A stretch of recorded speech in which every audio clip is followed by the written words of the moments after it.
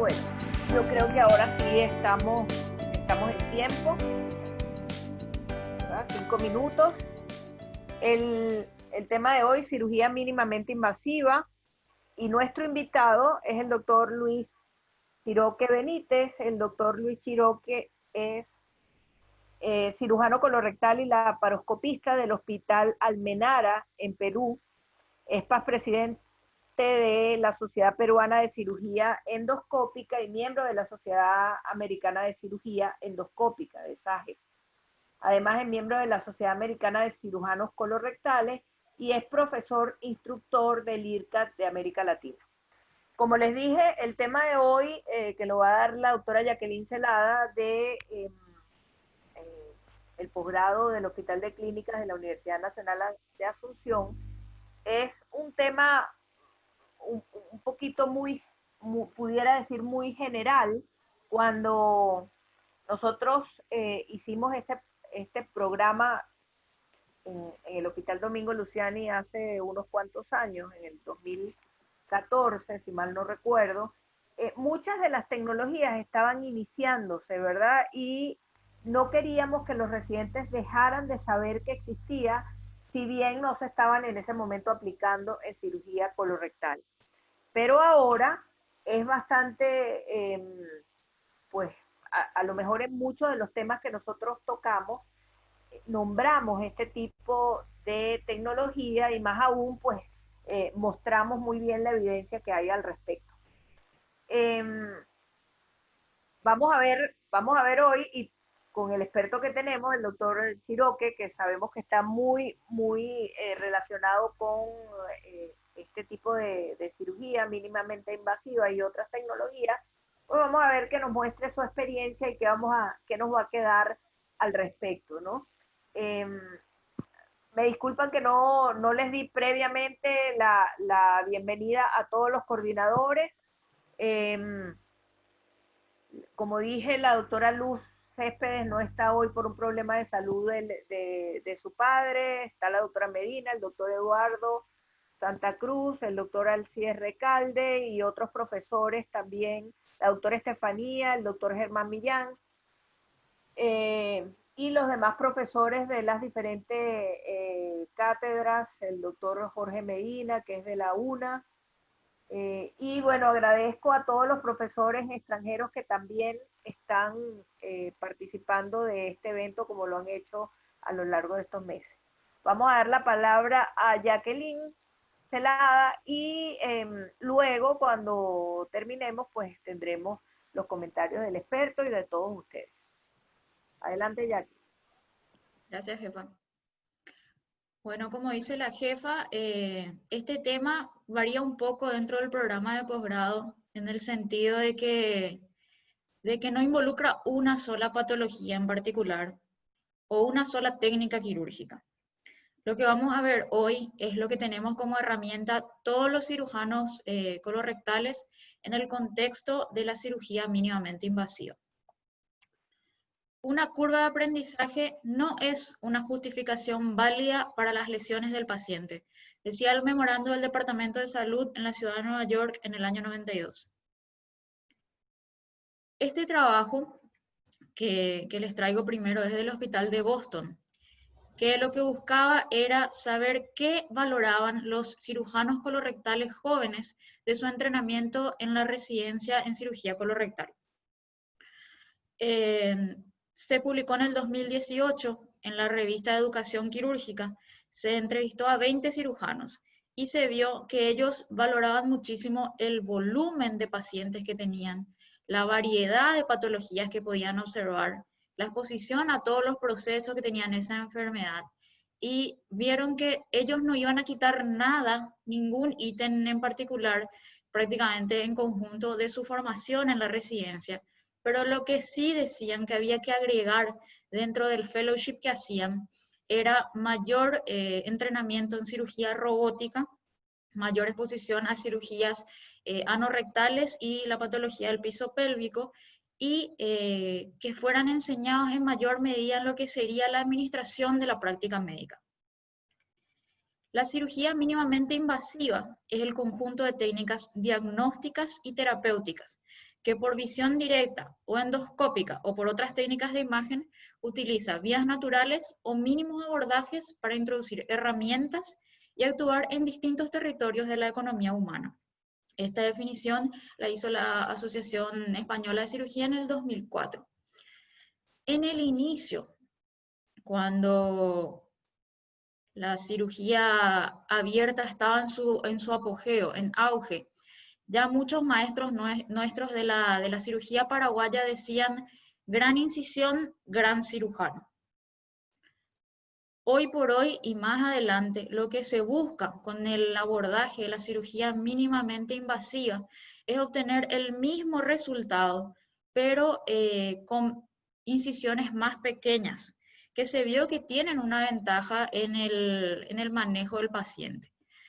Entonces, ¿qué busca? Usar incisiones más pequeñas, trabajando por varios puertos con técnicas distintas de imágenes, ya sea laparoscopía, robótica u otras técnicas, para darle al paciente el mismo resultado. Y en cuanto a patologías malignas, si hablamos, darles la misma radicalidad. Entonces, obtenemos el mismo resultado, pero con un abordaje menos invasivo. El avance tan rápido de la tecnología en la cirugía mínimamente invasiva es un desafío, porque vamos a adaptarnos no solo a lo que está de moda o a lo que es tendencia, sino tenemos que saber aquello que está científicamente avalado y usarlo porque está científicamente avalado y no porque esté de moda. Dentro de la historia vimos que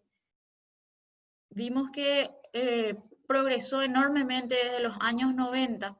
En el 91, Schindler había descrito los pasos para una hemicolectomía derecha asistida por laparoscopía. Fowler y White, una resección sigmoidea. Jacobs tuvo 20 pacientes a los que se le hizo entre ellos hemicolectomía derecha y resección sigmoidea. Phillips introdujo el concepto del NOTES, que vamos a ver más adelante, con 51 pacientes. Se fue avanzando al NOTES transanal. En el 94, la Sociedad Americana de Cirujanos Colorectales había hablado de una preocupación que se generalizó para todos los ciudadanos, que fue la recurrencia incisional del cáncer en los puertos de la laparoscopía, que dató de 0,4%. Se fue avanzando a medida que pasaban los años para hacer la cirugía lo menos agresiva y menos invasiva posible. Se introdujo un puerto de 33 milímetros para poder insertar ahí el yunque o el ambil de la grapadora circular. La primera colectomía robótica fue hecha por Weber y colaboradores en el 2002 y Chang introdujo la incisión de Fan Steel, conocida ya para la cirugía ginecológica, pero para hacer la anastomosis colorectal a nivel del promontorio y poder hacer la disección de la pelvis un poco más fácil. De ahí en adelante y hasta hoy ha avanzado enormemente en la cirugía mínimamente invasiva, que ya se perdió prácticamente el rastro de cómo fue avanzando, de tantas opciones terapéuticas que tenemos en cirugía colorectal. Entonces, ¿qué podemos hacer nosotros dentro de la patología colorectal? Tenemos la laparoscopía, que nos ofrece la posibilidad de hacer colectomías, proctocolectomías, amputaciones abdominoperineales, la cirugía de Hartmann y su reversión enteramente por laparoscopía, la patología del piso pélvico, el manejo de la enfermedad diverticular, la polipectomía endoscópica cuando el pólipo es muy grande para ser retirado solo con asa diatérmica y puede preocupar el compromiso de la pared y el riesgo de perforación, entonces se asiste por laparoscopía, y las urgencias que pueden ser resueltas también por laparoscopía. La robótica nos ofrece la misma cantidad de patologías pueden ser manejadas por robótica. Ya vamos a ver más adelante las diferencias. Y dentro de otras tecnologías les voy a citar el TEM, el TEO, el TAMIS, el TADME, la utilización del láser en algunas patologías periorificiales, el BAFT, el EPSIT y la radiología intervencionista para la colocación de stents en el caso de neoplasias obstructivas y de drenajes percutáneos en el caso de abscesos pericolónicos, pélvicos, abdominales. Estas son ventajas inherentes a todos los procedimientos de la cirugía mínimamente invasiva. Van a ver que el paciente tiene una menor estancia hospitalaria, una reducción del dolor postoperatorio, retornan rápidamente a sus actividades cotidianas y mejoran los resultados estéticos. Dentro de las desventajas, vemos que existe una curva de aprendizaje ya tanto para la cirugía transanal, la laparoscopía convencional, la cirugía robótica, un mayor tiempo quirúrgico, el mayor costo y que no está disponible en todos los centros y una menor cantidad de tutores que estén especializados en este enfoque. O sea, no se cuenta con eso en todos los centros médicos que tengamos. Este trabajo que les traigo que fue publicado en enero del 2018, de la revista de cirugía endoscópica, lo que buscaba era saber si importaba realmente el tamaño del paciente. Viendo que cada día aumenta la cantidad de obesos en todos los países a nivel mundial, lo que se buscaba es saber si para la patología colorectal o la cirugía colorectal había alguna diferencia en ser obeso o no, y la dividió en 3 grupos, ¿verdad? Con un total de 1.386 pacientes, de los cuales eran no obesos 1.056, obesos 246, es decir, tenían un índice de masa entre lo que sería 30 y 34, y obesidad mórbida 84 pacientes, que sería todo lo que sea el índice de masa mayor a 35, fueron sometidos a todos estos procedimientos que ustedes ven en la tabla. Colectomía derecha, colectomía ampliada, colectomía izquierda, resecciones anteriores, resecciones abdominoperineales, cirugía de Hartmann y otros. Y se vio que no había diferencia ni en el porcentaje de conversión, ni en la estancia hospitalaria, ni en la fuga anastomótica, ni en el porcentaje de mortalidad postoperatoria. Se vio que la radicalidad, es decir, la radicalidad en cuanto a los bordes de exéresis del tumor y a la cantidad de ganglios extirpados, la cirugía era la misma, sea un paciente no obeso, obeso o con obesidad mórbida. La única diferencia estadísticamente significativa que tienen que llevar de este trabajo es que por cada punto que aumenta el índice de masa corporal del paciente, aumentan en un promedio de 2 minutos el tiempo operatorio total, ¿sí? Entonces, se vio que a medida que el paciente es más obeso, el tiempo quirúrgico es mayor y mayor la pérdida sanguínea, ya que fue en promedio para los no obesos de 10 mililitros y para los obesos y los obesos mórbidos de 20 mililitros. Para hacer una cirugía colorectal laparoscópica razonablemente segura, se necesitan de ciertos instrumentales quirúrgicos que con estos pueden ser logrados una cirugía segura. Una pinza, que ven acá a la izquierda en su pantalla, una pinza intestinal fenestrada, con el mango en línea, sin asas de dedo, una pinza de ángulo recto, una tijera curva, un portaagujas curvo y una pinza vascular de Satinsky son los instrumentales necesarios para una cirugía laparoscópica colorectal razonablemente segura. ¿Cómo le colocamos al paciente? Inicialmente en posición de Lloyd Davis, con las pierneras de compresión neumática de ser posible, de manera a poder evitar una complicación muy temida, que es la trombosis venosa profunda.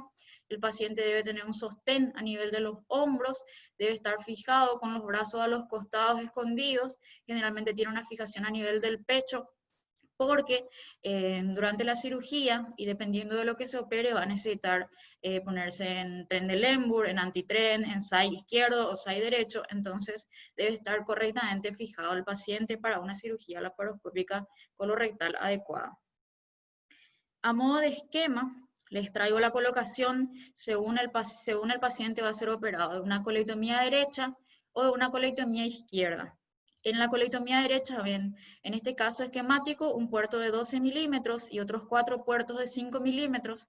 El cirujano está a la izquierda del paciente, le va a operar del colon derecho y los monitores. Generalmente nosotros tenemos un solo monitor, pero esto es solo a modo de ejemplo para que sepan cómo se coloca. Generalmente también el cirujano, dependiendo del caso, define cómo va a colocar mejor los trócares para evitar que se crucen las pinzas. Y en el caso de la hemicolectomía izquierda, usa un trócar de 12 milímetros, periumbilical, generalmente supraumbilical, 3 de 5 milímetros y uno más para su mano hábil de 12 milímetros. Y el monitor está a la izquierda del paciente y el cirujano se coloca a la derecha del paciente.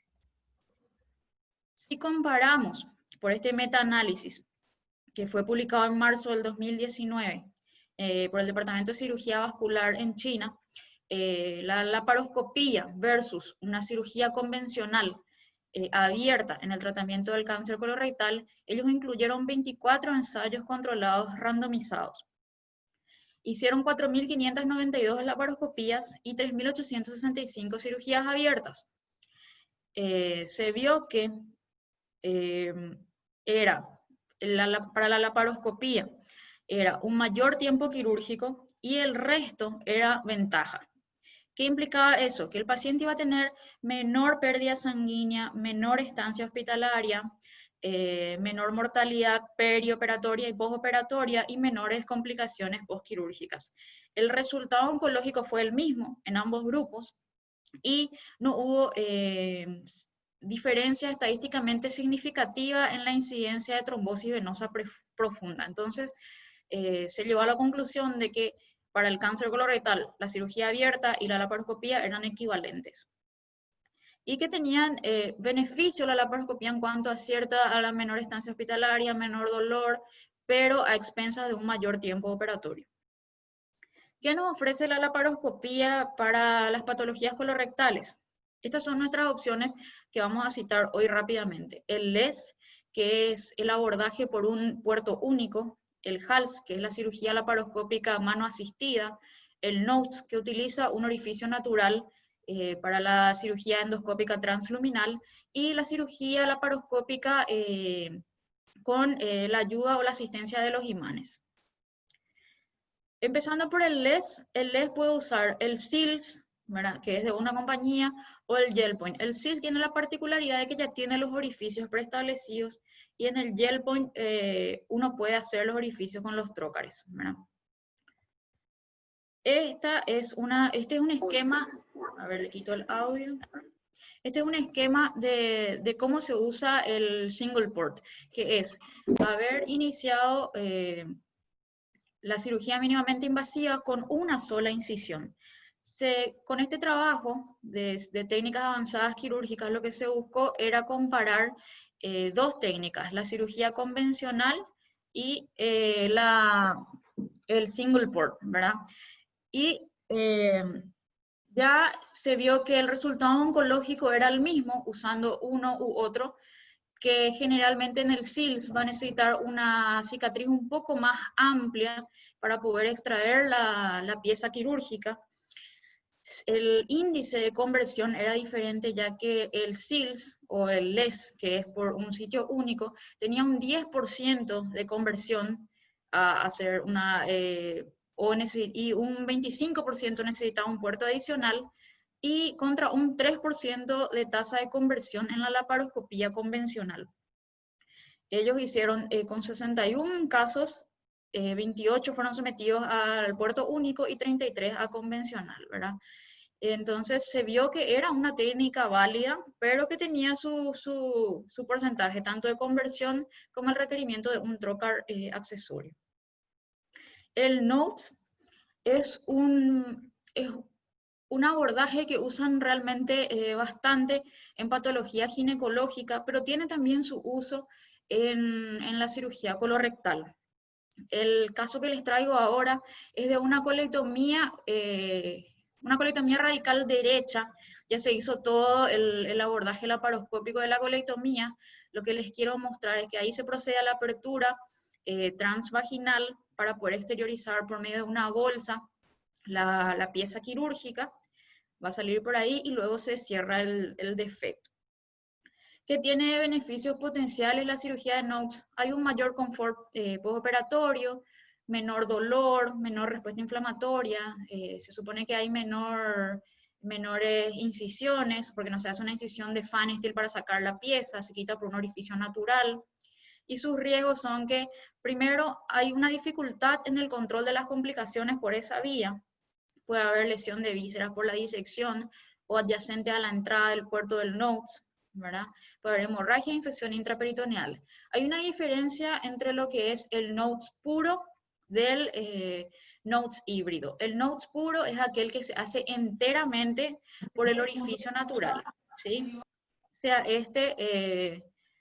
sea puede ser vagina, puede ser recto, incluso en el 2004 se había descrito la primera apendicectomía transgástrica, se hizo enteramente a través del estómago. Y en el 2012 se había descrito el primer caso de Notes para cáncer de colon sigmoides. Su limitación depende del tamaño de la lesión, qué tan grande sea para poder sacar por ese orificio natural, la habilidad del cirujano para hacer anastomosis intracorpóreas y la presencia de muchas adhesiones pélvicas, porque para ingresar a través de la vagina o del recto en un lugar que haya sido, por ejemplo, irradiado previamente, va a ser mucho más difícil que en una paciente que no tuvo esa irradiación. Y la cirugía mano asistida es un híbrido, digamos, o una asociación de lo que es la laparoscopía convencional y la cirugía abierta. Entonces tiene la ventaja de que se recupera en cierta parte esa retroalimentación o sensación táctil por medio de la mano y con los beneficios propios de la laparoscopía. Este trabajo del 2017 que comparaba a la mano asistida versus una laparoscopía convencional fue un metaanálisis de 9 artículos del 2007 al 2016 que involucró 1.307 pacientes, donde no se encontró ninguna diferencia, ni en el tiempo operatorio, ni en la pérdida sanguínea, ni en la radicalidad, ni fuga anastomótica, ni abscesos intraabdominales. La única diferencia que se vio es que para el HALS o la mano asistida se requería una incisión un poco más grande que para una de laparoscopía convencional, ¿verdad? Ahora la Imanlab, ¿qué nos trae de ventaja? No se usa mucho en cirugía colorectal, tiene su utilidad específica, quizás porque no hay muchos cirujanos colorectales que la utilicen tanto, pero sí es útil en patología biliar. Pero hoy les voy a traer un ejemplo de su uso en apendicitis aguda. Como el apéndice es una estructura liviana, puede ser sostenida por un imán.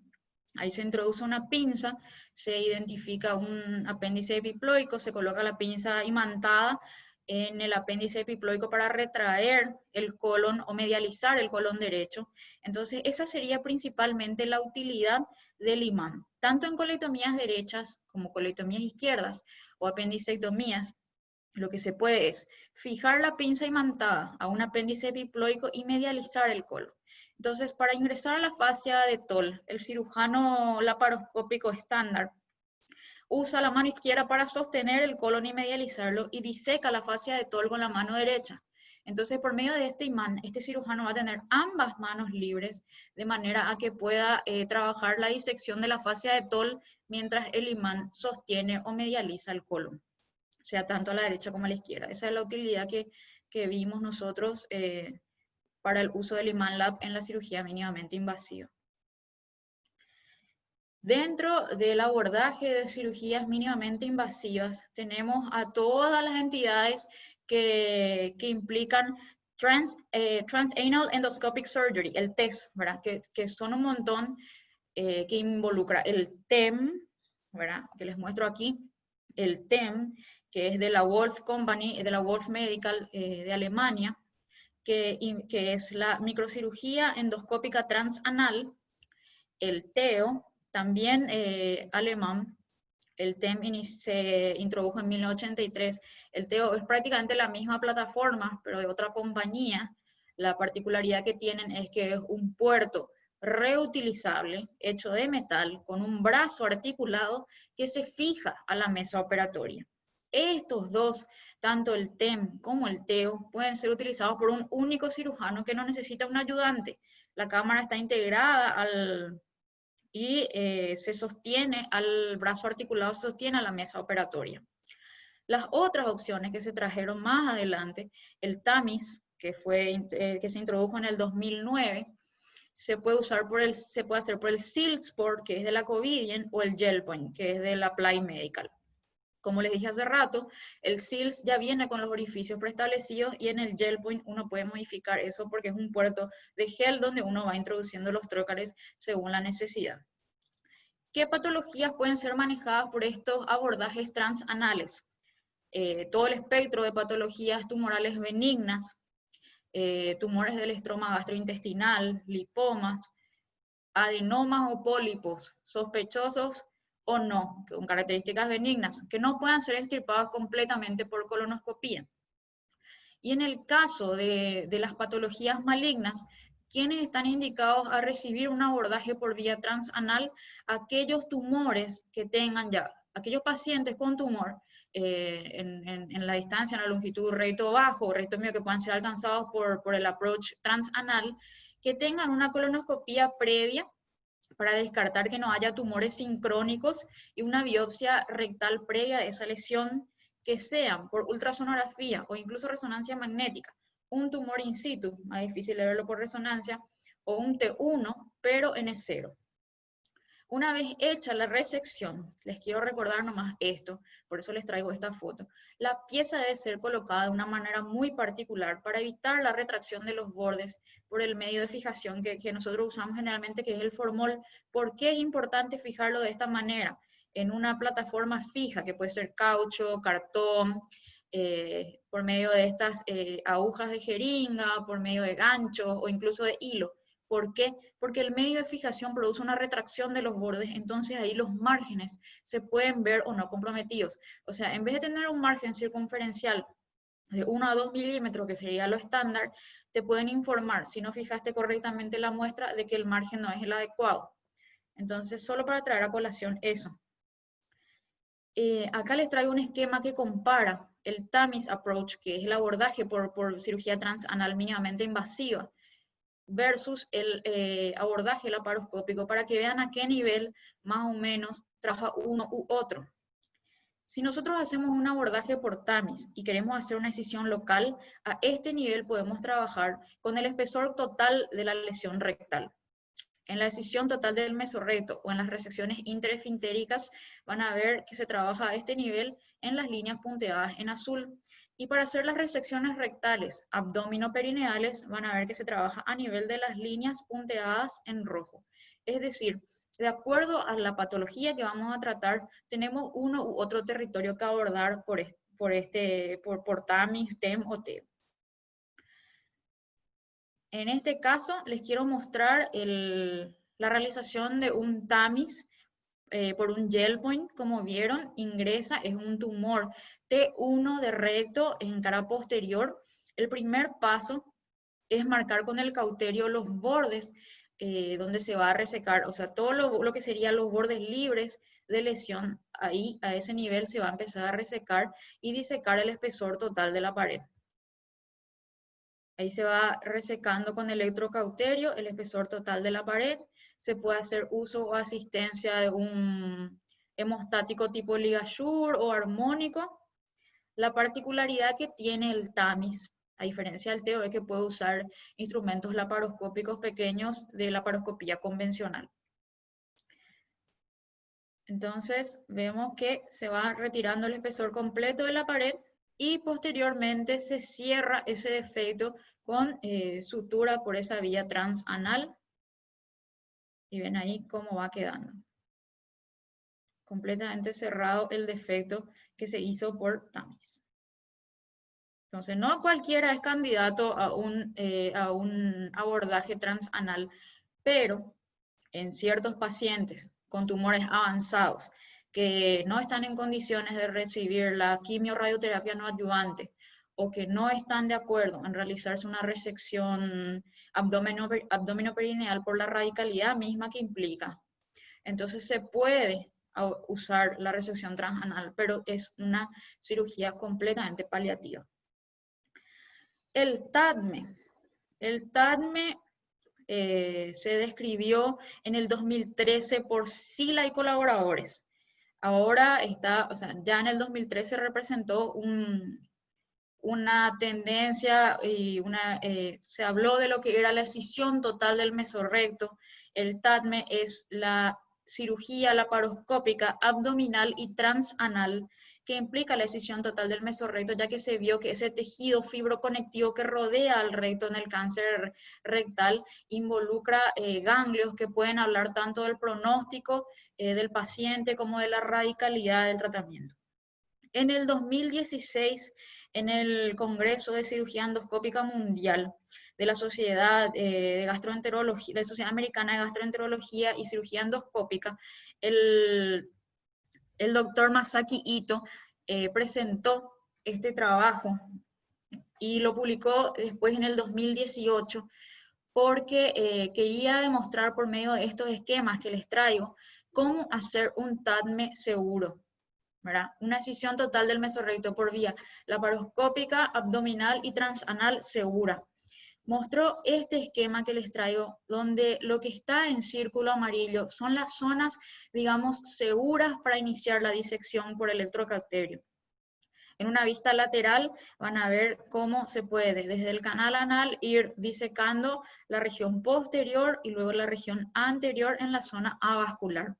Y describió 9 pasos para determinar que un TADME sea un procedimiento seguro. El paso 1 implica hacer la bolsa de tabaco, marcar la lesión y hacer la bolsa de tabaco para evitar ahí tanto que vengan las heces cuando se está haciendo la vía transanal o que el tumor pueda invadir otras partes, ¿verdad?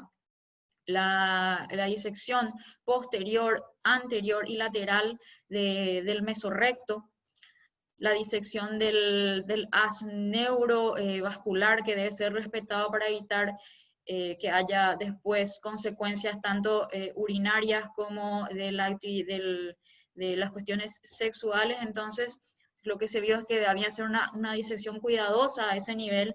El rendezvous, donde se encuentra, ya sea con un solo equipo o generalmente 2 equipos, el laparoscópico abdominal trabajando, haciendo la disección intraperitoneal y el de vía transanal trabajando, se encuentran esos dos, hacer la exteriorización de la muestra y termina con una anastomosis coloanal o una anastomosis colorectal ultra baja.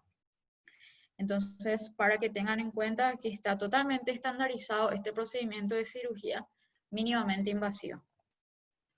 Y ahora entramos al campo de la cirugía robótica. ¿Qué nos trae la cirugía robótica que no nos haya dado la laparoscopía? Ya en el año 2000, la FDA aprobó el uso en humanos de la cirugía robótica. Del 2003 al 2013, las prostatectomías para el tratamiento tanto de patología prostática benigna como maligna aumentaron del 1.8% al 85%. Del 2009 al 2012, la cirugía colorectal por cirugía robótica aún se cuadruplicó en número. Entonces, ¿qué es lo que nos aporta que no nos aporta la cirugía laparoscópica? Lo vamos a ver más adelante. Pero a grandes rasgos les cuento que el costo sigue siendo uno de los factores más importantes por los cuales no todos los centros van a contar todavía con este abordaje. Y una de las cosas que llama la atención y que es acá como en el dibujo muestra, es que aporta un confort importante al cirujano, para el cual no aportaban las otras técnicas, ni la cirugía abierta, donde el cirujano está de pie, ni la cirugía laparoscópica, que depende también de un asistente que tenga experiencia o no en el manejo de las cámaras. A modo de esquema, ven cómo se colocan los brazos del robot y de acuerdo a los puertos, solo a manera de ejemplo. Ahora comparemos qué nos da. Vamos a comparar la cirugía robótica versus la laparoscópica versus la cirugía abierta para patología colorectal, de manera a definir un criterio para hacer la elección correcta. Se comparó en este estudio del 2017, en la revista de cirugía endoscópica, se hizo un review para ver en qué cambiaban, cuáles eran las ventajas y cuáles eran las desventajas. Se vio que el tiempo operatorio es mayor en el robot, el tiempo operatorio es mayor en el robot y en la laparoscopía. El setup time, que es el tiempo que tarda en colocarse todo para empezar la cirugía, era mucho mayor en el robot que en las otras cirugías, ¿verdad? En cuanto a otras cosas que cambiaban, era la adherencia, la formación de adherencias, que estaba disminuida en la laparoscópica y en la robótica, pero son altas en la cirugía abierta, eso es el conocimiento de todo el mundo. Y vamos a hablar de lo que son las ventajas y las desventajas. Bien, este es un review, es una evaluación de toda la literatura, entonces vemos que dentro de las ventajas de la cirugía abierta se sabe que el as bajo la manga de todo cirujano colorectal es la cirugía abierta, porque digamos que falla la laparoscopía, digamos que falla la robótica por uno u otro problema, siempre está al alcance del cirujano colorectal la cirugía abierta, o sea, esa es la técnica que no falla, digamos, que puede estar al alcance de acuerdo a las dificultades que uno tenga.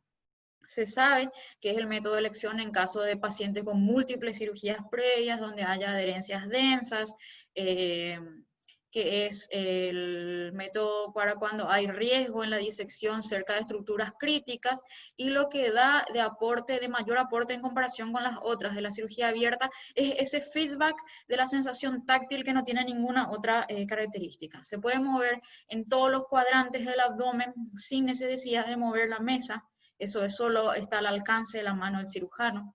Se vio que la mano de un cirujano cualquiera tiene 6 rangos de movimiento, a diferencia de un laparoscopio o de un laparoscopista que tiene solo 4 rangos de movimiento. Entonces, se vio que esas son las ventajas, ¿verdad? Que las desventajas, la formación de adherencias, un hilio prolongado, el mayor riesgo a hernias incisionales, mayor dolor, mayor tiempo de estancia hospitalaria.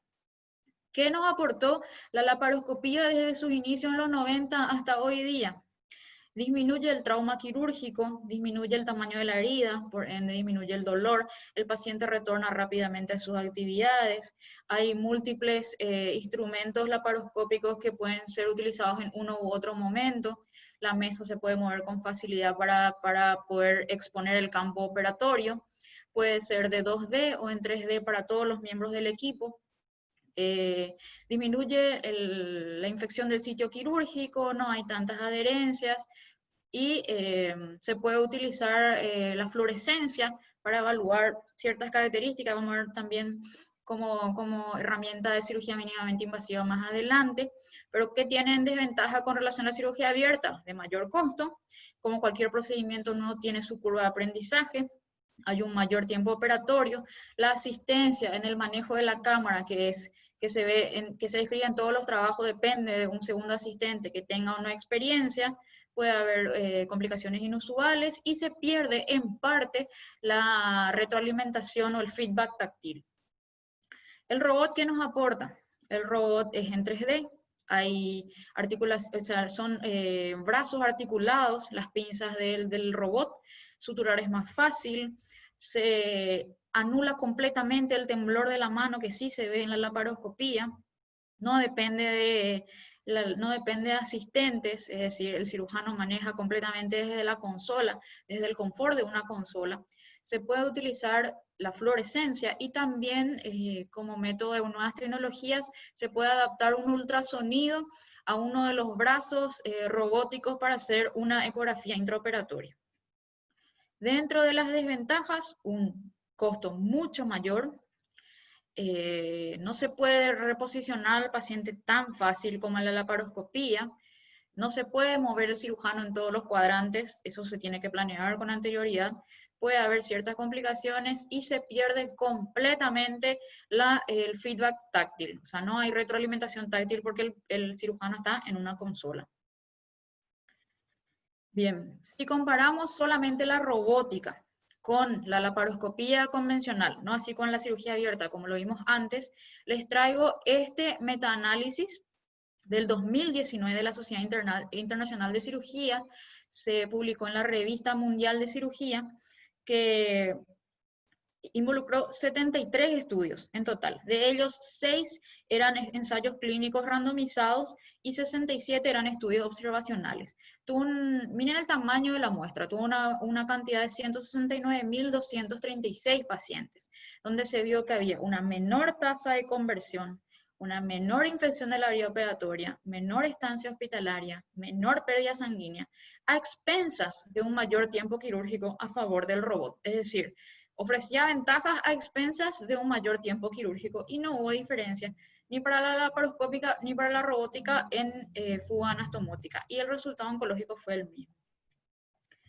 Les quiero mostrar este video donde se hace una cirugía por single port, tanto robótica como laparoscópica. Es decir, para que sepan que en la robótica incluso se pueden usar dispositivos tipo SILS de puerto único y trabajar por robótica. ¿Cuál es la particularidad que tiene? Primero hay que colocar bien los brazos robóticos. Lo que tiene de ventaja es que tiene el brazo articulado, pero el procedimiento es el mismo. Primero se debe identificar el pedículo ileocólico, si estamos haciendo un approach de medial a lateral para poder ligar el vaso ileocólico.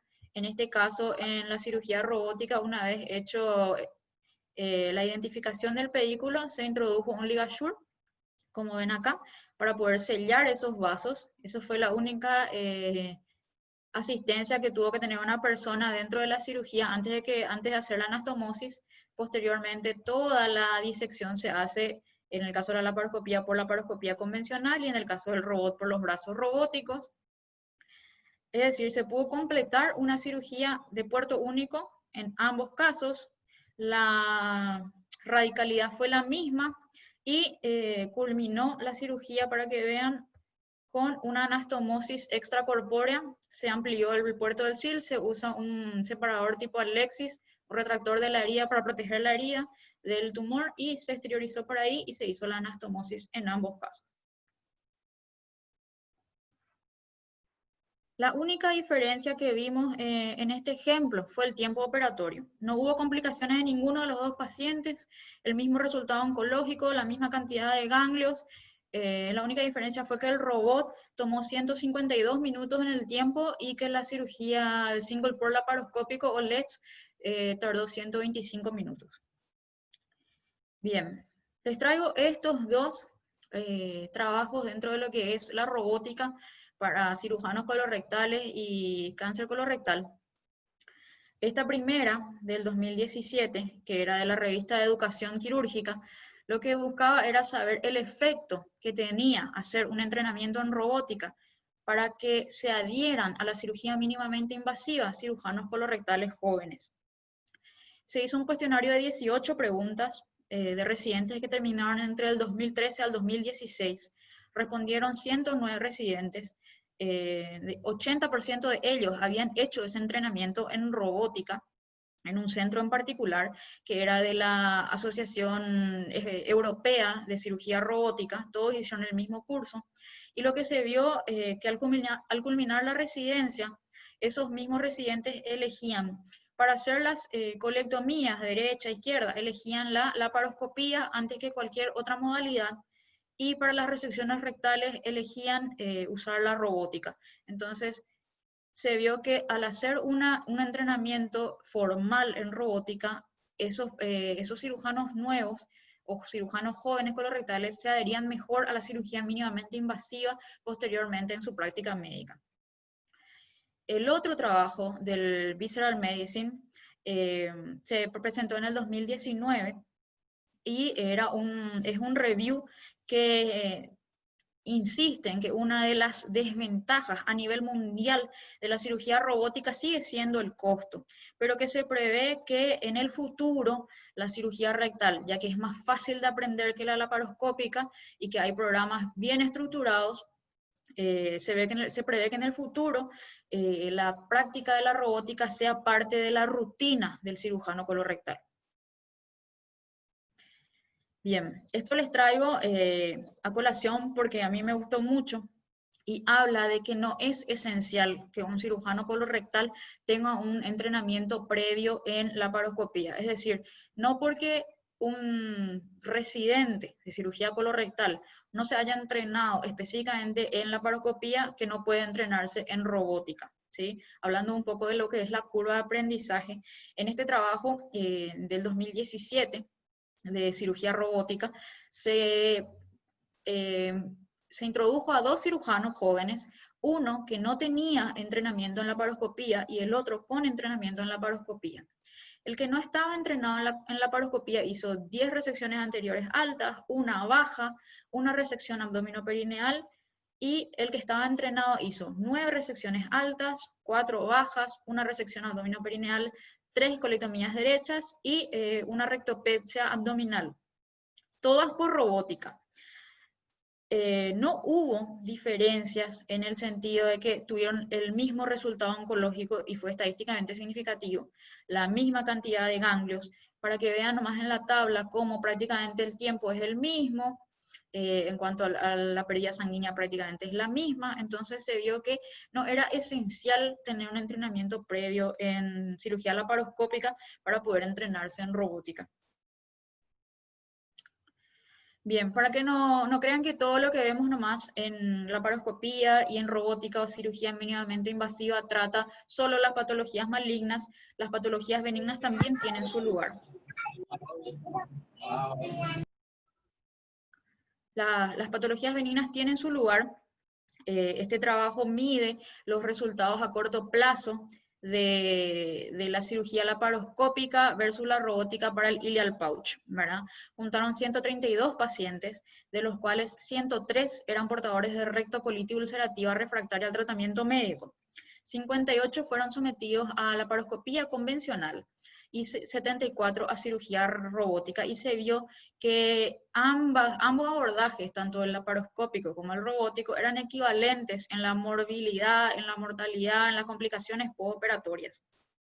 No hubo diferencia ni en la infección del sitio operatorio, ni en la fuga anastomótica, ni en el absceso pélvico, ni en readmisiones, ni reoperaciones, en los 30 días de seguimiento que se hizo en estos pacientes. Entonces se vio que era equivalente el uso de uno u otro para el ilial pouch. Y no podemos dejar de lado, dentro de lo que es la cirugía mínimamente invasiva, a las patologías del piso pélvico. Es decir, ¿qué aporta la cirugía mínimamente invasiva a la patología del piso pélvico?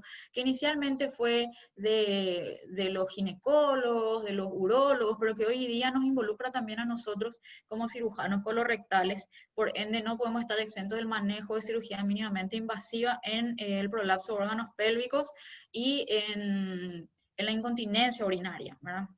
Entonces, acá a modo de ejemplo, les muestro los brazos articulados del robot, introduciendo una malla para el tratamiento de una sacrocolpopexia, ¿verdad? Para que vean, este trabajo que les traigo es del 2018, de Alemania, de una clínica urológica, pero donde se evaluó el tratamiento mínimamente invasivo para la incontinencia urinaria y para el prolapso de órganos pélvicos. Se vio que la laparoscopía y la robótica para el tratamiento de la incontinencia urinaria dentro de lo mínimamente invasivo tenía un éxito del 69 al 100%.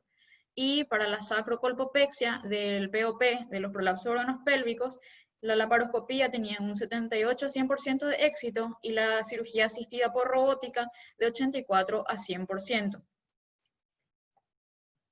Otros avances que tenemos a nuestro alcance en la cirugía mínimamente invasiva son como ejemplo el uso, por ejemplo, del verde indocianina. El verde indocianina es una solución de contraste administrada en forma intravenosa en el intraoperatorio del paciente. Vean acá cómo se está realizando una anastomosis colorectal con una sutura circular. Lo que vamos a hacer por medio del verde indocianina es evaluar la perfusión de los órganos.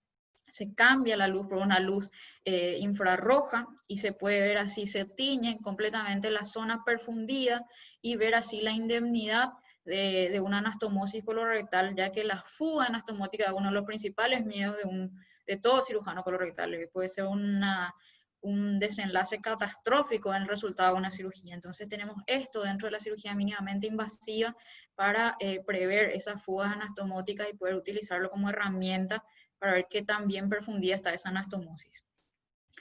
Otro ejemplo de avances tecnológicos que tenemos son los catéteres luminosos ureterales.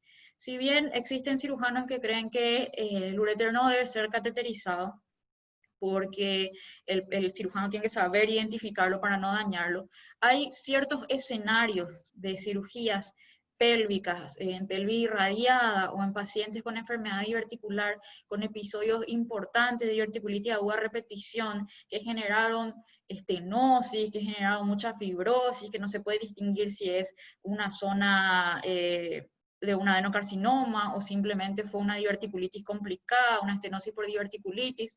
Entonces, en esos pacientes donde la disección en esa zona va a ser difícil, el uso de estos catéteres ureterales luminosos puede ser bastante ventajoso para evitar hacer daño en los pacientes.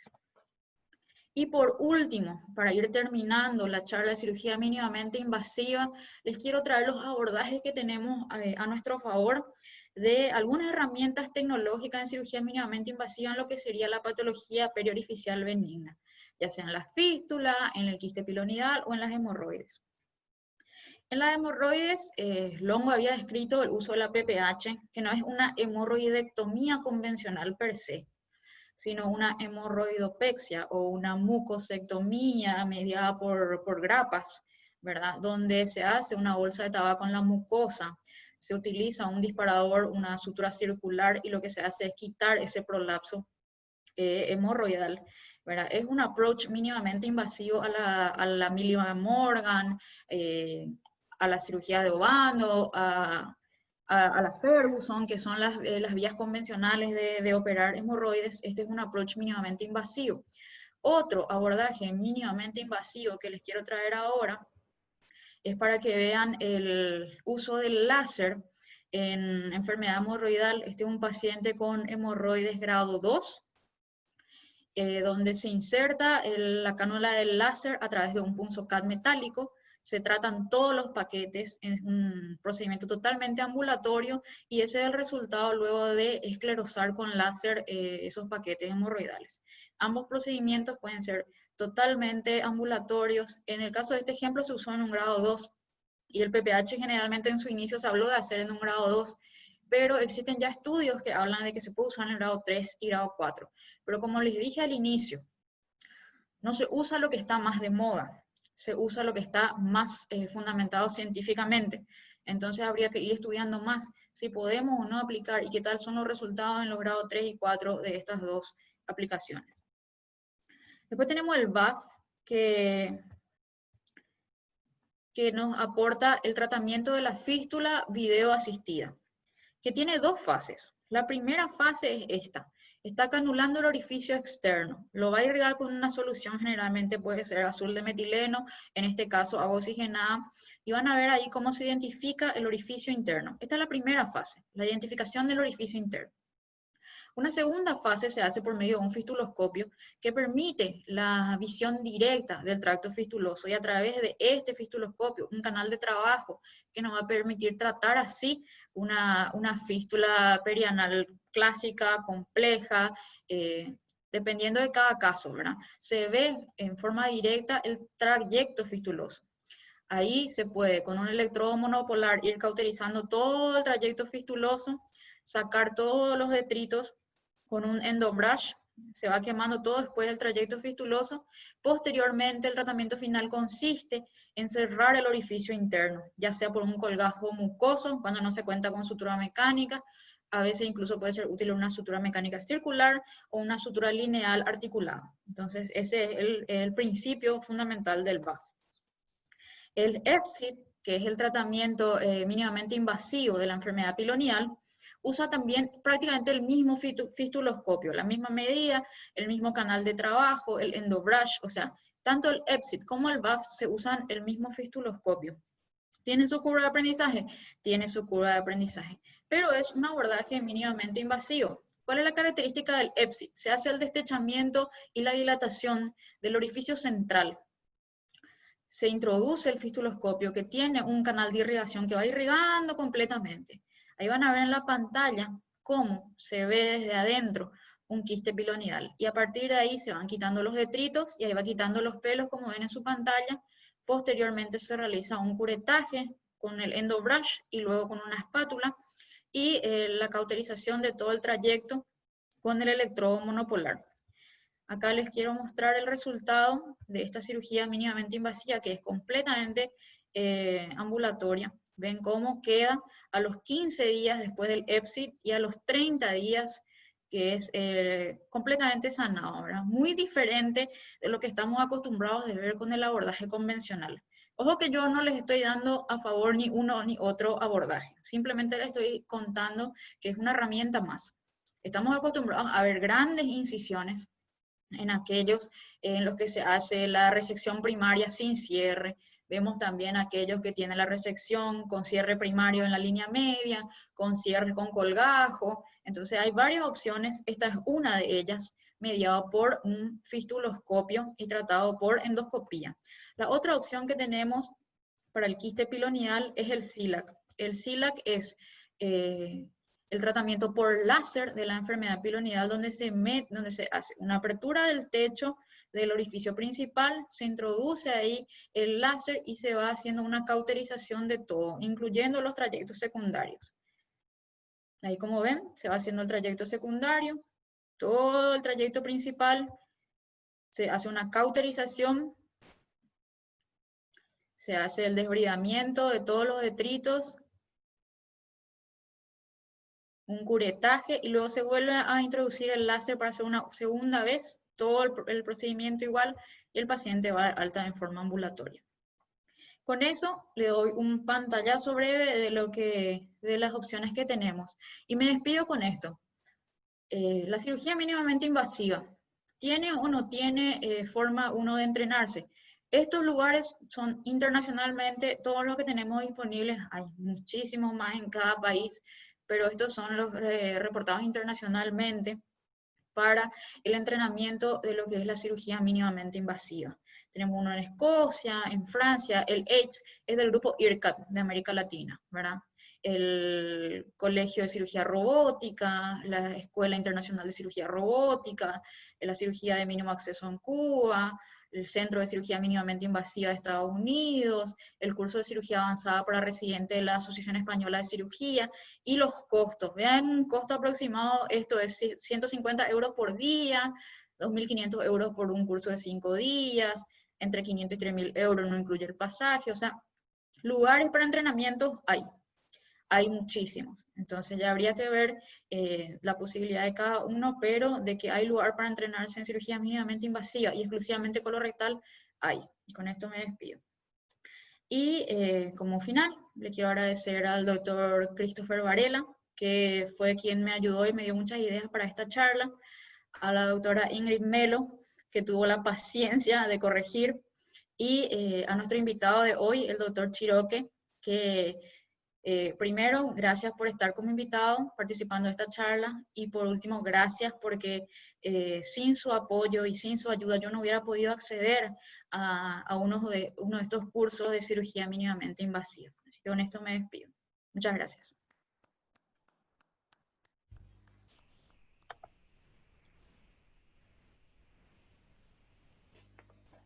Bien, Jackie, de verdad, excelente presentación, te felicito porque lograste pues el cometido que se tiene sobre esta charla.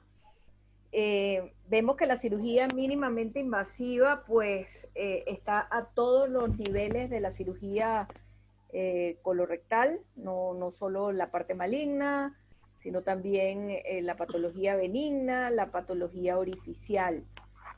Por lo tanto, nosotros como coloproctólogos, pues tenemos que tener el conocimiento de ello. Y ese aforismo de grandes incisiones para grandes cirujanos aparentemente pues está quedando atrás. Muy interesante ese primer trabajo que mostraste donde los residentes pedían un entrenamiento en robótica y pedían saber más de patología tanto anorrectal como de piso pélvico.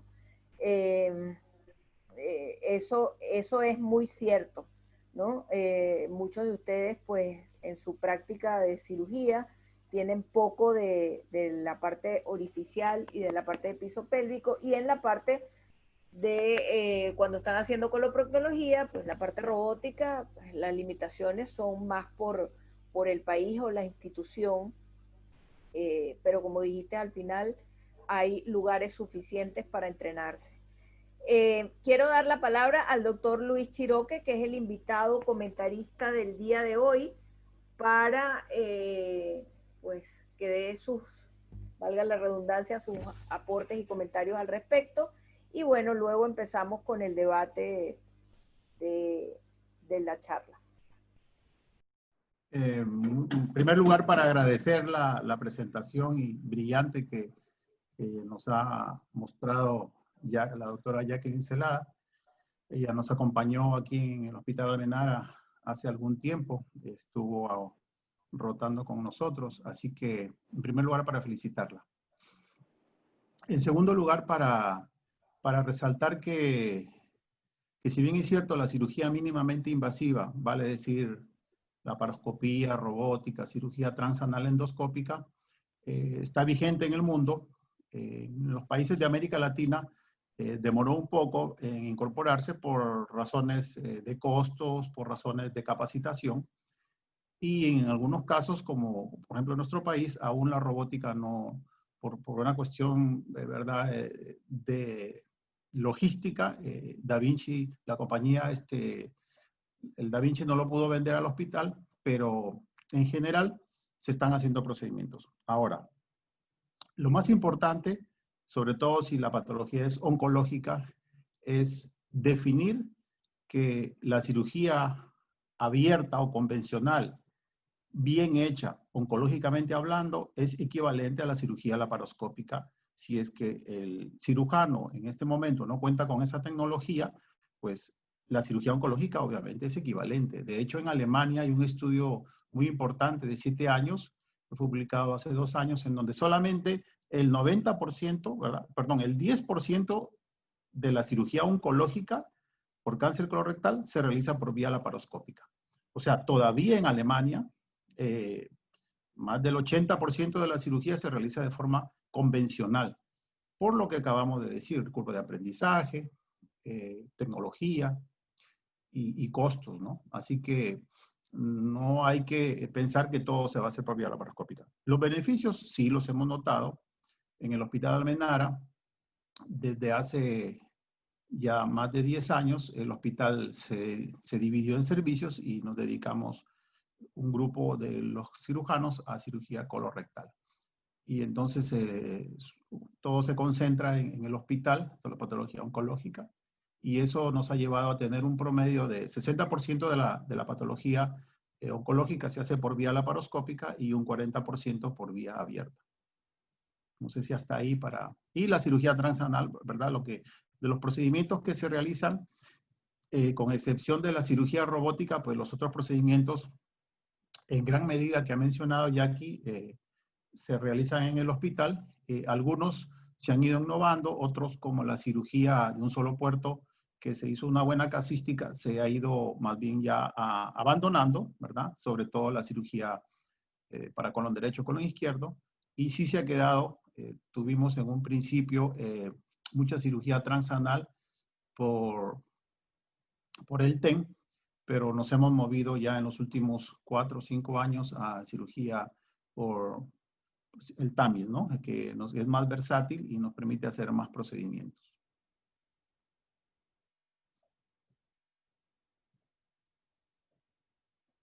Bien, ahí veo al doctor Sorgi levantando la mano. Antes de empezar con las preguntas, vamos a oír sus comentarios. Ya le voy a abrir el micrófono. ¿Tiene el micrófono? Eso.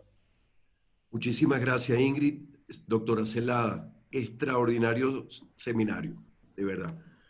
Claro, estamos aquí incluso para otras cosas y era recordar que usted lo dijo en su seminario, pero vale la pena reforzarlo. Y es que tenemos como cirujanos un aliado que muchas veces es invisible y es el patólogo. El patólogo es parte del equipo como si fuese presencial y es importante que lo recordemos en nuestras mentes porque no solamente tenemos que conversar con él antes de la operación, sino el cuidado en el manejo de la pieza operatoria es fundamental para luego saber pronóstico y qué es lo que vamos a hacer. Gracias por permitirme esta intervención. ¿Algún otro tiene una Sí, intervención. Ingrid, Dale, Ricardo.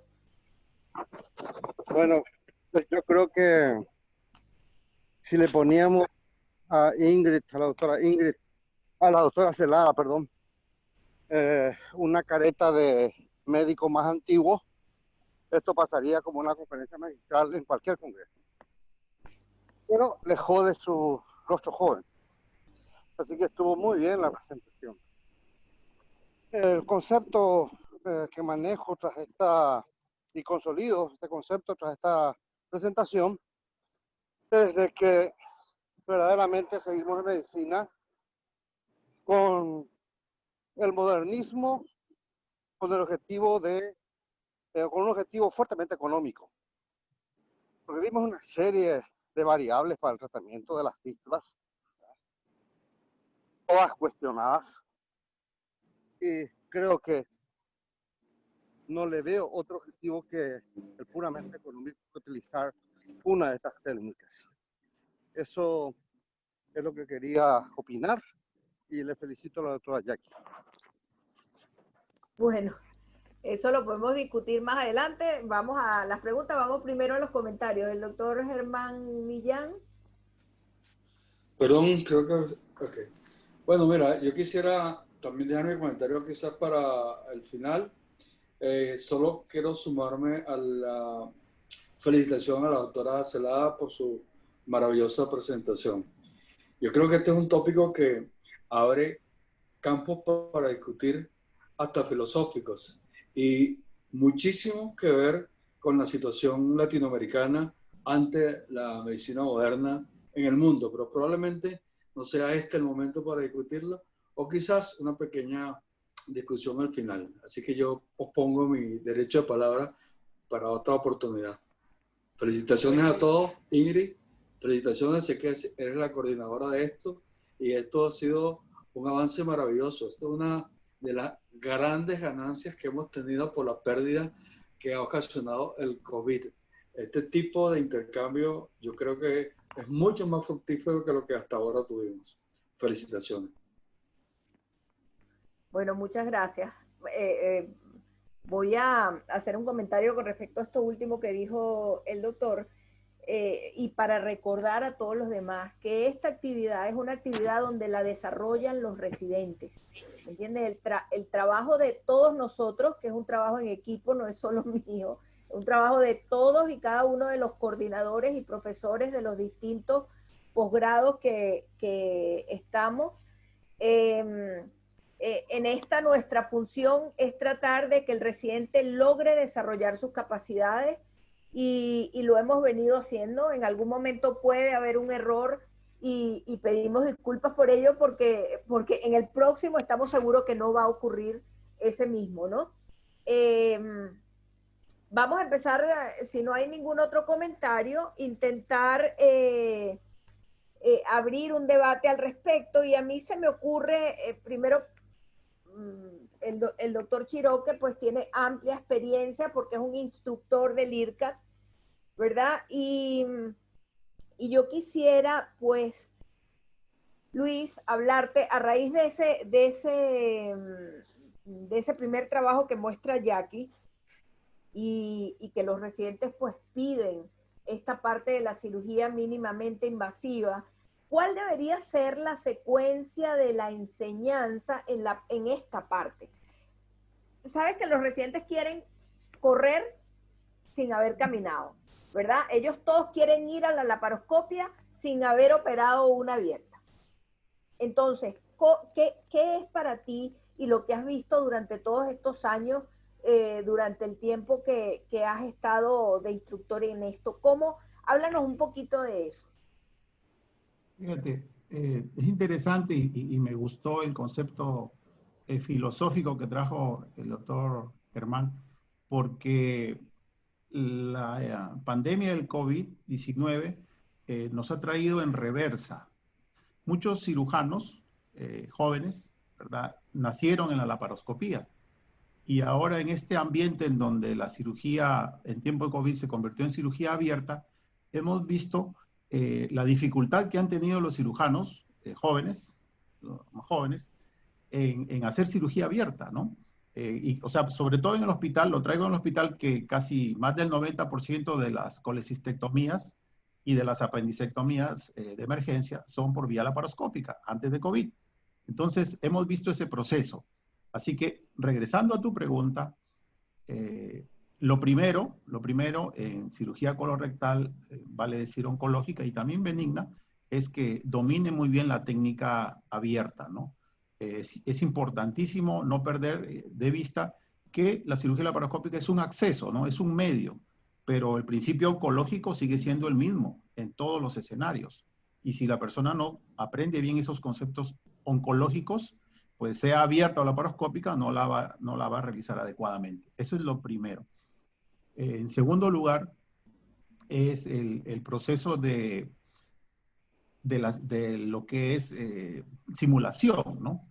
Nosotros podemos avanzar muchísimo haciendo simulación y eso no se requiere ir de primera intención a un curso especializado fuera del país, ni siquiera dentro del país, sino hay muchos módulos en donde uno debe de empezar pues a aprender a hacer sus nudos, ¿verdad?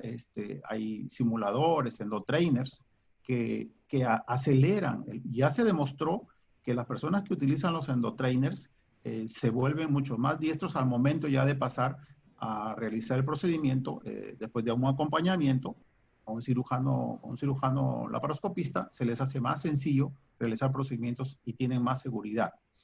Entonces, yo creo que lo que tú dices es cierto, escalón por escalón. Cuando uno quiere rápidamente hacer cirugía laparoscópica en el paciente, pues pueden venir las complicaciones, ¿no? O lo otro, que pensar que si que uno ve unos videos en internet sobre tal o cual procedimiento, ya puede ir al paciente a realizar tal o cual procedimiento, valga la redundancia. Así que hemos visto que sí, y la pandemia ha traído o también esa validez de que si usted realiza un tratamiento, un aprendizaje a distancia, es mucho mejor que sea acompañado con alguien que tenga la experiencia y que le pueda dar los tips que acrediten ese aprendizaje, ¿no? Bien, una de las cosas que quisiera decir y la opinión de ustedes es que yo pienso que el problema de la curva de aprendizaje en la laparoscopia es que primero los profesores quieren hacer su curva. Entonces el residente se siente como un poco retraído porque el profesor va a operar, él no lo quiere hacer abierto, pierden la oportunidad de hacerlo abierto, ¿verdad? En los hospitales, y además el que va a operar es el otro, el profesor, pues porque está haciendo su curva. ¿Qué opinan de eso o qué pueden decir para los residentes? O sea, ellos lo tenemos que alentar, de que las cosas deben hacerse bien hechas. Y bueno, esto requiere una serie de pasos, en algunos sitios más avanzados que otros.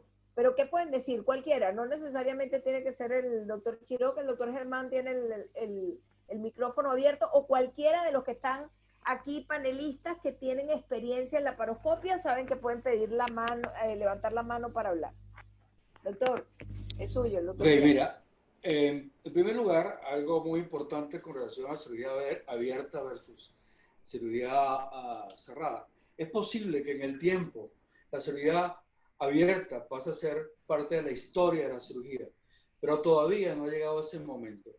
Para los residentes es importante que sepan hacer cirugía abierta, porque las complicaciones de la cirugía laparoscópica muchas veces implican que hay que abrir el paciente y actuar con la cirugía abierta.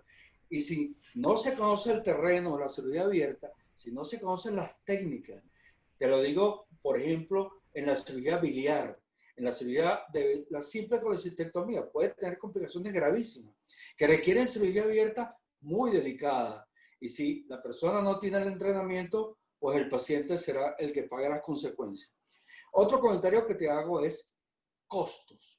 Nosotros en Latinoamérica estamos teniendo un problema que es gravísimo actualmente en Venezuela, pero que se está viendo igualmente en otros países. El problema del costo versus la filosofía del consumo, la filosofía, no llamamos filosofía, o el concepto de ese capitalismo salvaje que está también haciendo su influencia en la medicina, en la farmacología, etcétera, etcétera, tenemos nosotros que ser selectivos allí. Yo no sé si en la lista que presentó la doctora, como los sitios donde se podía entrenar el médico joven en este tipo de técnica moderna, existía algún centro latinoamericano. Porque yo creo que nosotros debemos trabajar en crear, si no existe, o aupar, colaborar todos para hacer un gran centro latinoamericano que tenga costos más bajos, que tenga unos parámetros que se puedan definir de manera universal en Latinoamérica para poder ayudar a la gente joven y a la gente no tan joven que desee seguir adelante con esta tecnología. De todas maneras que aquí se abre un tremendo abanico de posibilidades.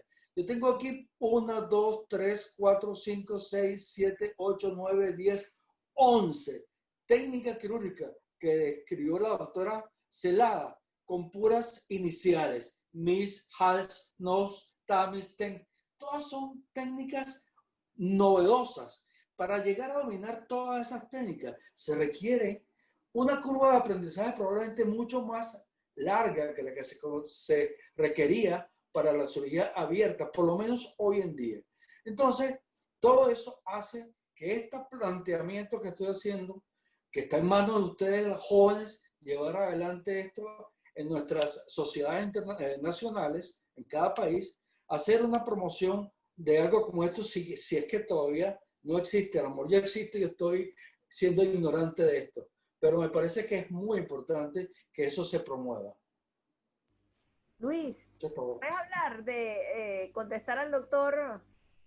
Tienes el micrófono apagado. Celada.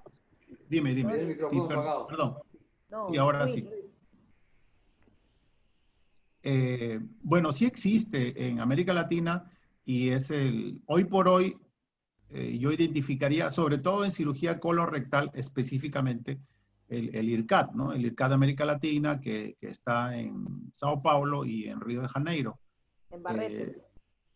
En Sao Paulo, Barretos, ¿verdad? Que Sí. está Barretos dentro del estado de Sao Paulo y en Río de Janeiro que está el otro.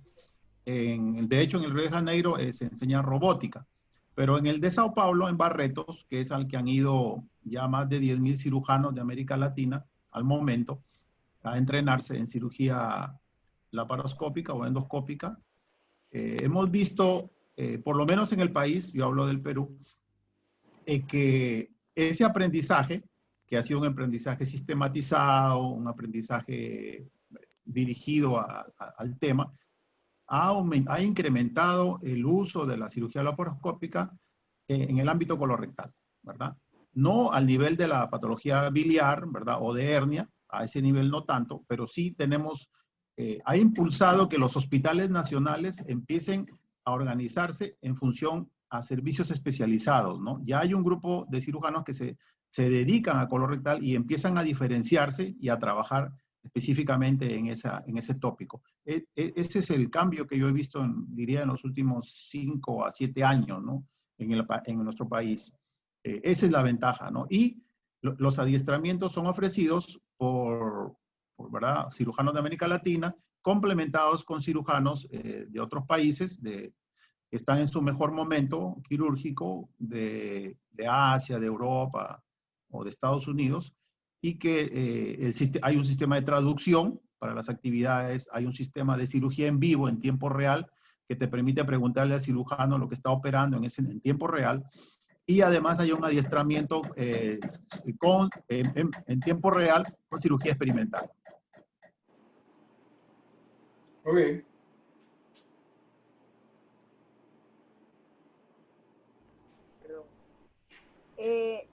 Hay varios puntos que describió Jackie, generales, ¿no? No sé si pudiéramos tocar esto, a ver cuál es la opinión. Ciertas características a la hora de que nosotros utilizamos este tipo de tecnología o la cirugía mínimamente invasiva. Como por ejemplo, la posición de Joy Davis. La mayoría de los cirujanos colorectales les gusta esta posición hasta cuando van a hacer una cirugía abierta, ¿no? Eso tiene ventajas y desventajas. Pero también sabemos que esta posición en muchos de nuestros lugares, a mi manera de ver, en muchos de nuestros hospitales, que no tenemos las mejores camas quirúrgicas, y si no colocamos bien al paciente puede tener grandes complicaciones. ¿Qué opinan ustedes de esto? Porque lo nombró ya aquí dentro de las cuestiones de la cirugía mínimamente invasiva. ¿Tienen algún comentario al respecto? ¿Les parece que todos nosotros los coloproctólogos debemos colocar a todos los pacientes en esa posición con el riesgo que puede tener de trombosis o algún otro tipo de complicaciones?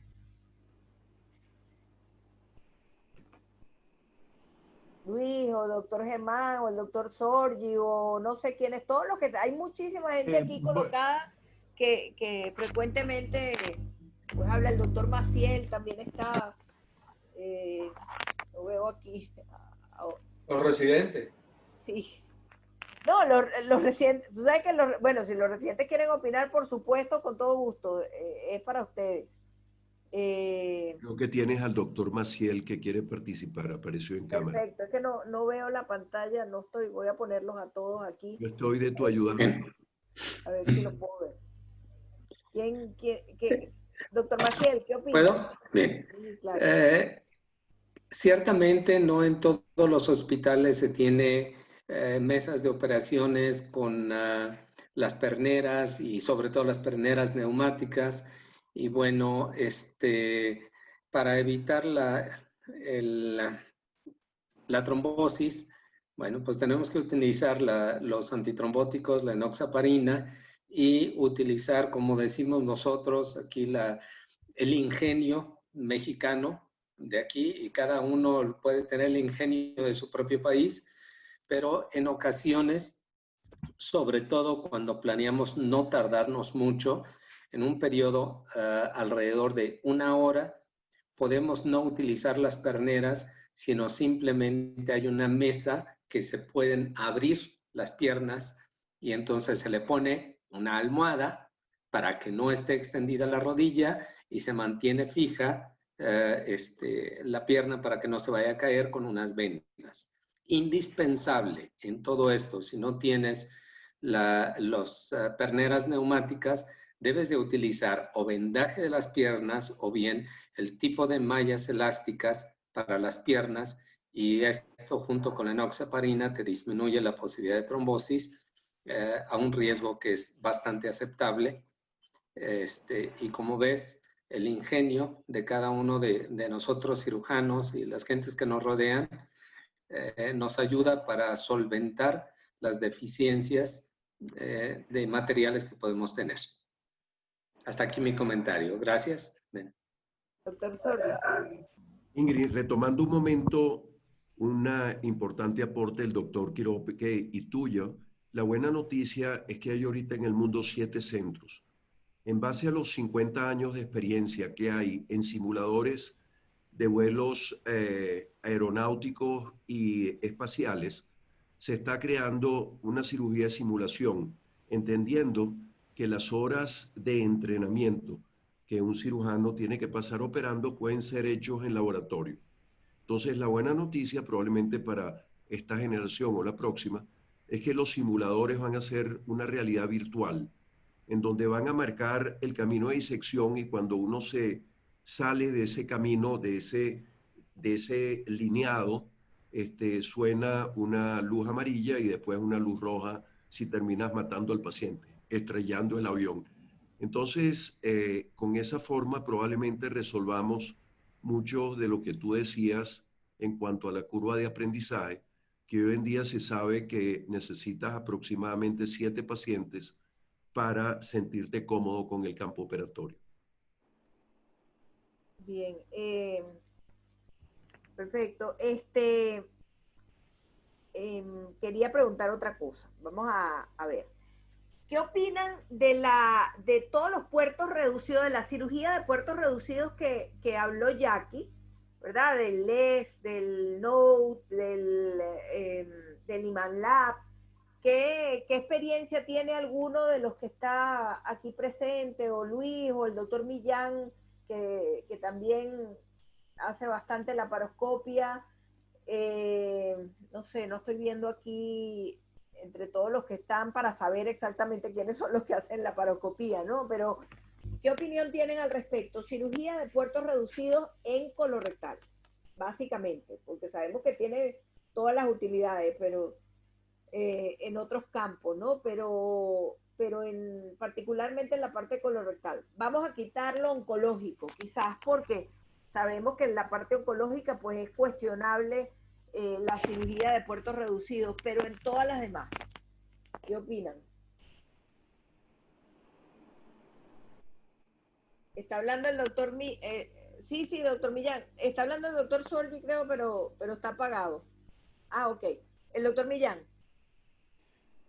Mira, yo la verdad que no tengo la experiencia en todas esas nuevas técnicas, pero como buen zorro de años de experiencia, yo prefiero sentarme un poco a esperar que las cosas pasen y se nivelen, porque, como dije anteriormente, nosotros, la medicina, está siendo también objeto del abuso por parte de las casas comerciales, etc. Entonces, por ejemplo, para darte un ejemplo, la resección transanal de lesiones benignas, yo la he hecho toda la vida por vía transanal, sin necesidad de puertos, ni ampliaciones, ni nada. Y hasta ahora la experiencia ha sido bastante buena. Me parece que toda esa parafernalia tan costosa la veo redundante para este tipo de lesión. Si me hablaras de lesiones más profundas, tercio medio o tercio superior del recto, yo podría pensar que probablemente esa tecnología brinde ventajas a la otra vieja tecnología que yo utilizo. Igualmente me sorprende ver el fistulotomo para un quiste pilonidal. ¿Cuánto costará el fistuloscopio, perdón, para utilizarlo en un seno pilonidal donde yo hace mucho tiempo utilizo una técnica mucho más sencilla que esa técnica abierta, con heridas abiertas, con incisiones enormes, etc. A donde quiero llegar es que tenemos que situarnos en un punto realista, donde probablemente no nos quedemos en épocas paleolíticas, pero tampoco pretendamos encarecer enormemente la cirugía con técnicas que pueden ser sustituidas o no sustituidas por una técnica moderna que implique elevadísimos costos. Voy a referirme a la cirugía robótica específicamente. Yo creo que la cirugía robótica obviamente vino para quedarse. Probablemente le falte unos años de evolución para que sea más generalizada. Pero igualmente lo que tiene que cambiar es el costo, porque el costo sigue siendo ahorita un poder inclinando la bandeja hacia la cirugía convencional versus la robótica, porque en Latinoamérica, estoy hablando, resulta bastante difícil y sobre todo, bueno, podemos hablar de Venezuela como el que lleve el estandarte, traer aquí la cirugía robótica y generalizarla, llevarla a los hospitales generales, hoy en día es utópico. Y me imagino que tiene dificultades en otros países latinoamericanos. Eso yo creo que debería ser una meta de la gente que produce estos equipos. Simplificarlo y disminuir el costo. Y hacer centros de donde los otros hospitales giren alrededor de ese centro que pueda tener, digamos, hipertrofiado, por darle una definición, a un centro de cirugía laparoscópica robótica donde todos los demás nos peguemos y de esa manera poder disminuir los costos y aumentar la posibilidad de entrenamiento. Sí, bueno, doctor, entonces usted está de acuerdo con el comentario del doctor Ricardo Fretes con la parte de la utilización de algunos sistemas, ¿no? Vamos a ir discutiendo. Yo lo tenía tratando de por orden, pero usted me abarcó todo. Entonces no fue Solo preguntarte. Bueno, lo de la robótica también lo hablamos después. Venezuela, a pesar de las malas condiciones en las que está, y en Venezuela hay 5 robots. Hay 2 en el universitario, o sea, en un hospital público hay 2. Entonces, bueno, los costos van a bajar ahora cuando venza la licencia del Da Vinci, ¿no? Luis, ¿qué opinas tú de lo que te dije de la cirugía de puerto reducido? Porque yo me acuerdo, hace muchos años se hablaba mucho, había muchos cirujanos que hacían laparoscopia que estaban tratando de meter un single port para hacer una colectomía. Ahora, por lo menos, generalmente no veo tanto. ¿Qué opinas tú de eso? Bueno, en primer lugar, en el hospital se hizo mucha cirugía de puerto único para colectomía. Hubo una secuencia seguida de más de 100 casos, pero lo que nos percatamos fue, primero, que al tratar de meter los 4 puertos alrededor de un solo puerto en el ombligo, chocábamos la cámara, el instrumental no había sido diseñado para poder hacer dicho procedimiento y estaban todos en paralelo. Entonces, eso dificultaba mucho la cirugía, alargaba el tiempo operatorio, y lo otro es que hay un aspecto ergonómico del que todavía no hemos hablado, que tiene que ver con el desgaste del cirujano, ¿no? En la cirugía convencional, uno prácticamente se ubica en la posición más cómoda, mueve su cuerpo y tiene múltiples ámbitos, ¿verdad?, de movimiento en las manos, en las muñecas. En la cirugía laparoscópica eso está reducido. Entonces, hay muchos cirujanos, laparoscopistas, que ya han sido operados de cirugía cervical, ¿verdad?, por daño en columna cervical, cirugía de muñecas, ¿verdad?, porque se dañan los ligamentos. Entonces, la cirugía de puerto único es muy antiergonómica en muchos casos. Y eso, hay cirujanos que abandonaron el puerto único precisamente por eso, porque era muy desgastante, ¿no? Sobre todo a nivel de hombros. Así que eso hizo que muchos cirujanos abandonaran el puerto único para colon, por lo menos para la cirugía de colon y recto. Pero para la cirugía transanal sí es un poco más versátil porque los tiempos operatorios suelen ser menores, ¿verdad? Entonces, uno como que lucha menos en la cirugía transanal. Eso sí lo hemos percibido, sobre todo en el TAMIS, que es como un gel port, ¿verdad? Y que nos permite más amplio radio de acción. Básicamente por ahí va el tema. Y lo otro punto, a lo que comentaba el doctor Germán, es que esta es la misma historia natural casi de lo que pasó con la laparoscopía en los 90, ¿no? O sea, era muy costoso, no habían pues las torres, unos pocos podían capacitarse, tenía que ver con un tema financiero.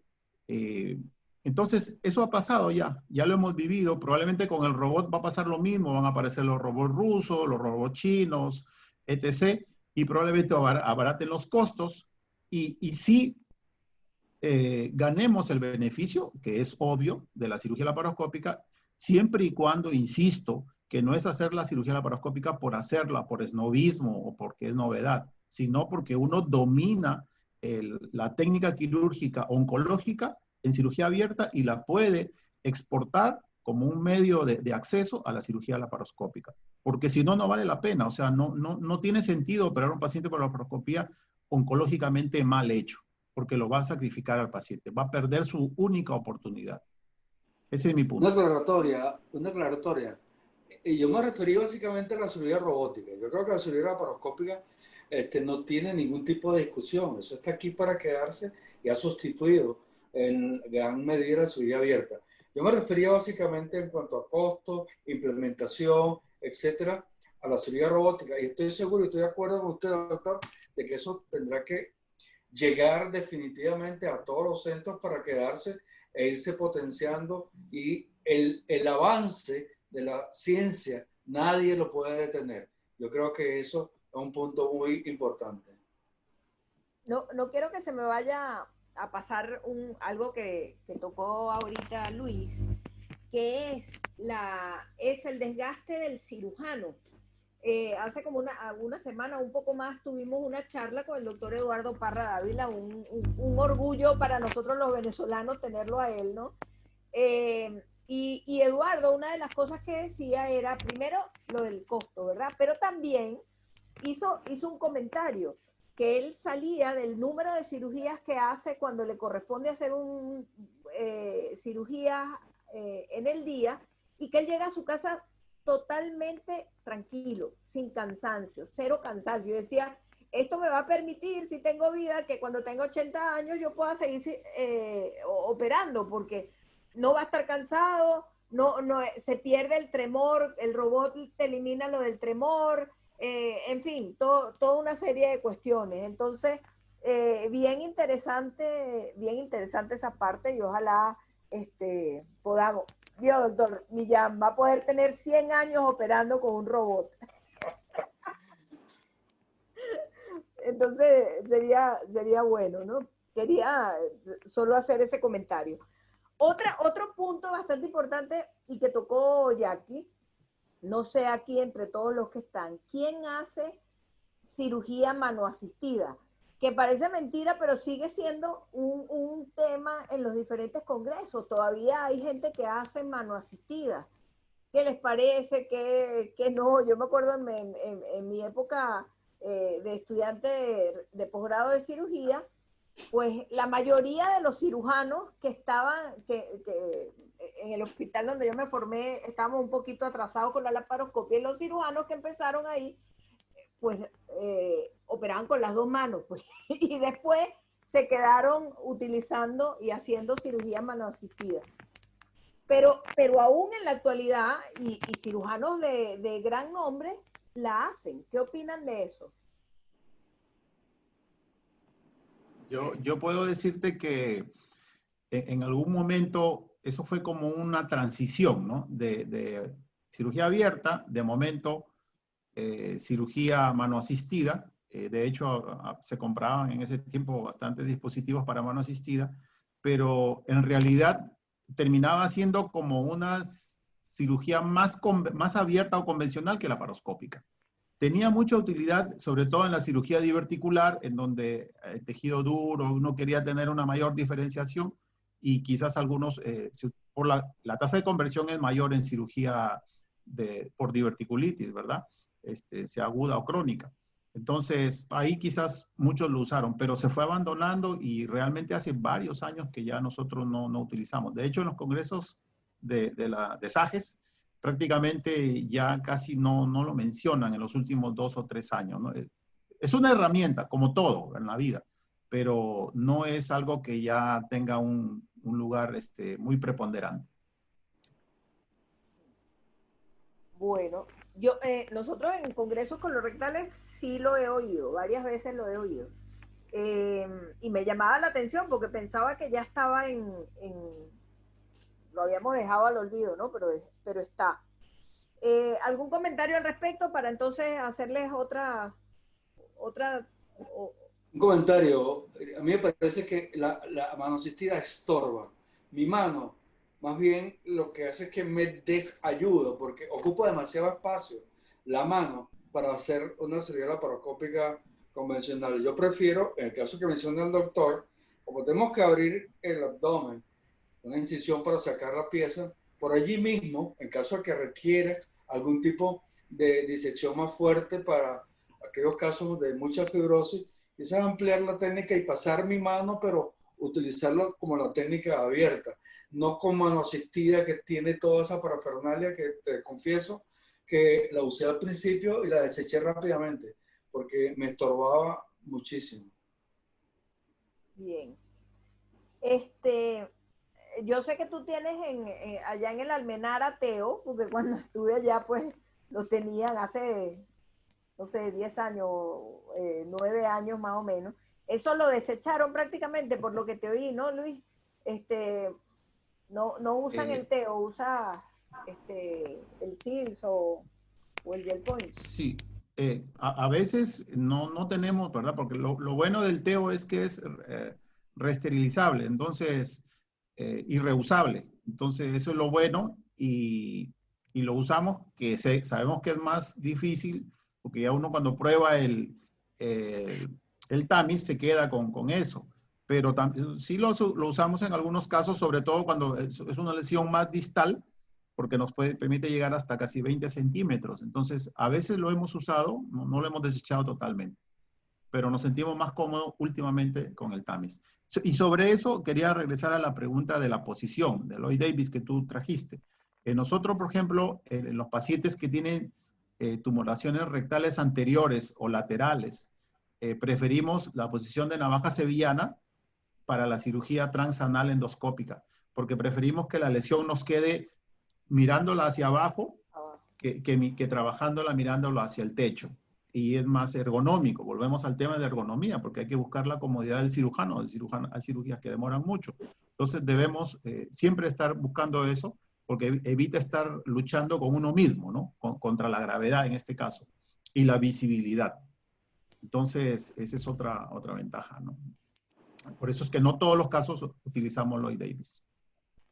Bueno, miren, les cuento que tenemos casi 2 horas aquí, 1 hora y 45 minutos, como que nos pasamos bastante de tiempo, ¿no? No sé si alguien tiene algún comentario, algo que decir.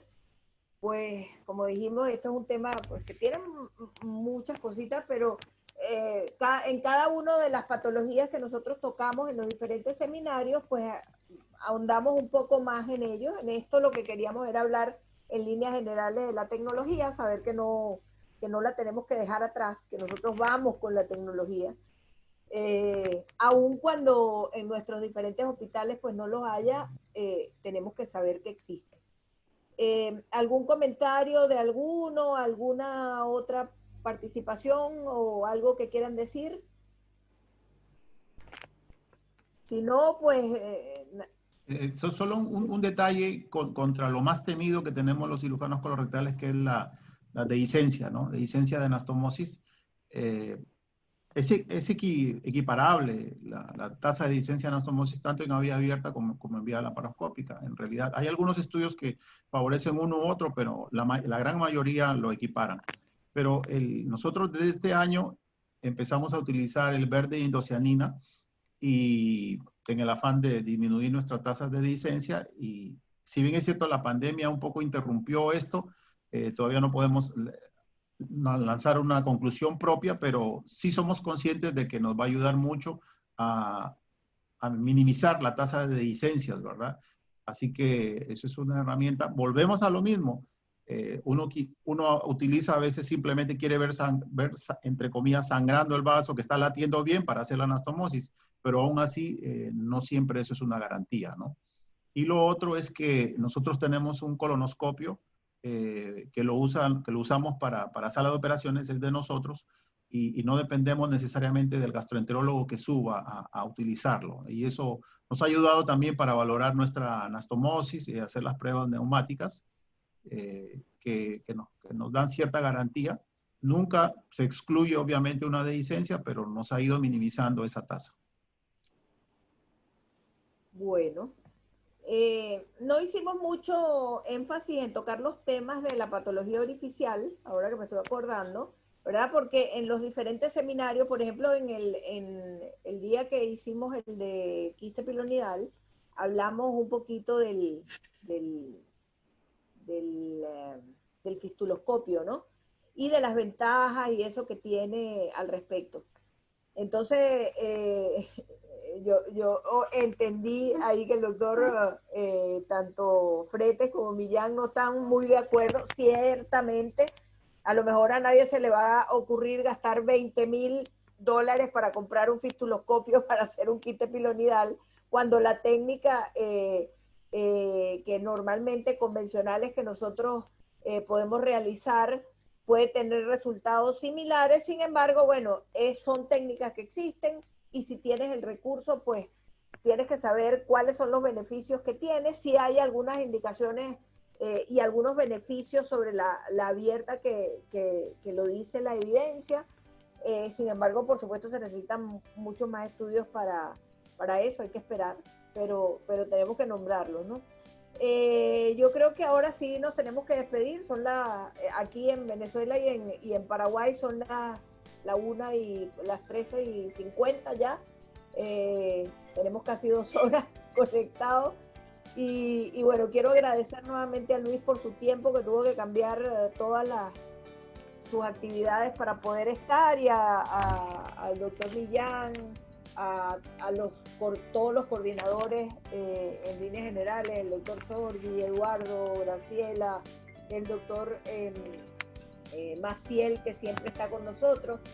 Veo que está conectado el doctor Gerardo Martín Rodríguez, que va a ser el invitado de la semana que viene, y quería ver cómo era la actividad que desarrollamos. Graciela, en fin, Estefanía, todos, muchas gracias. Y bueno, nos despedimos. Saben que siempre, todas las semanas es el mismo, la actividad a la misma hora, e incluso si no les pasamos el link, siempre es el mismo ID y contraseña, no se cambia. Así es que nos vemos el próximo lunes a esta hora. Bye. Felicitaciones Ingrid. Felicitaciones. Excelente actividad. A todos los grupos. Muchas gracias. Que tengan buena semana. Gracias.